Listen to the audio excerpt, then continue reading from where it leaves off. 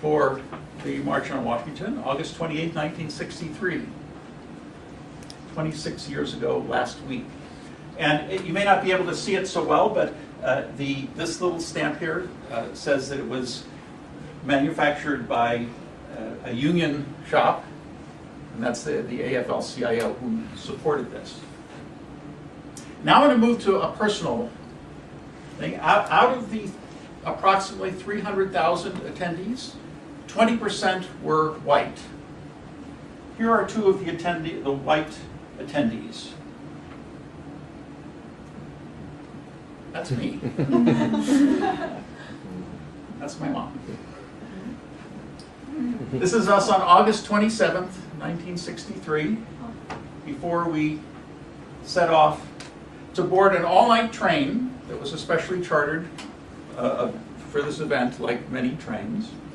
And as a 13-year-old boy, I was not that aware of all the nuances and intricacies involved with this, but it was something that my mom was very passionate about and something that I gathered from her. We rode the train all night long, and there was singing in the train for the entire night. And I got really tired, and it was very uncomfortable. And one of the interesting things was that you've all heard the song, "We Shall Overcome Someday."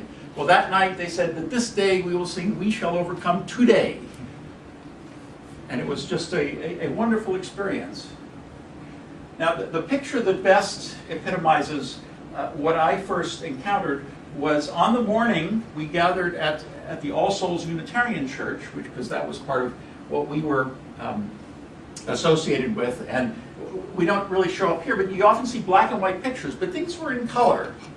And what was interesting was that the leaders of the march were meeting with some senators and congressmen to try to negotiate stuff because they were concerned about violence. And what happened was the marchers started on their own, unbeknownst to the leaders. So the leaders came out, and the whole thing was happening. And it was just like this. It was colorful. And what I experienced was really just imagine a small portion of this, just a few people around. And there were these colored signs, and there was excitement in the air. Now, in good Toastmasters tradition, there was actually a program. And it had an invocation, starting with the national anthem, the invocation by the Archbishop of Washington.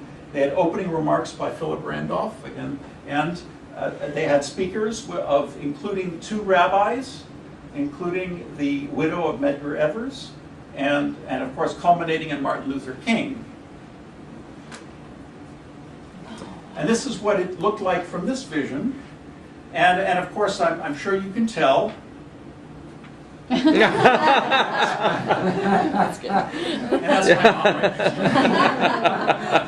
there. Now, as a 13-year-old boy, there were two things that really stand out for me in that day. Hot and boring. These speeches went on and on. They were terrible speakers, or at least to a 13-year-old boy. I was hot, I was tired, I was totally bored.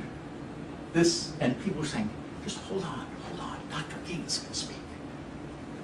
Now the interesting thing about King's speech that day was that, see, King had, and this is a topic for another speech, he had kind of two minds. He was both an intellectual and he was a preacher.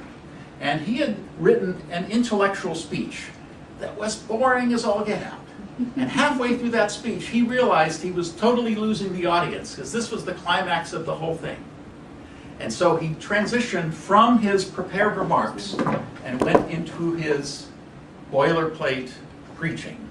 So the "I have a dream" that we all associate, that wasn't part of the original speech. That was part of his preaching shtick that he just went into.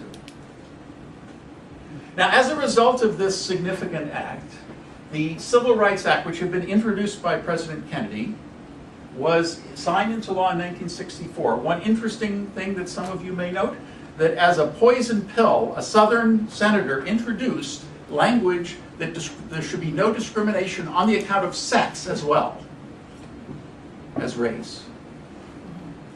And figuring that nobody would vote for that. We can't have equality of the sexes. Well, it passed anyway. And the most often used, and my attorneys can correct me if I'm wrong, the most often used clause in that is in fact prohibition of discrimination against sexes, to a much greater extent the other. And that led to the Voting Rights Act of 1965. And because of these two acts, our current landscape is changed. And we will never again return to the days of Jim Crow, hopefully. But we can go backwards.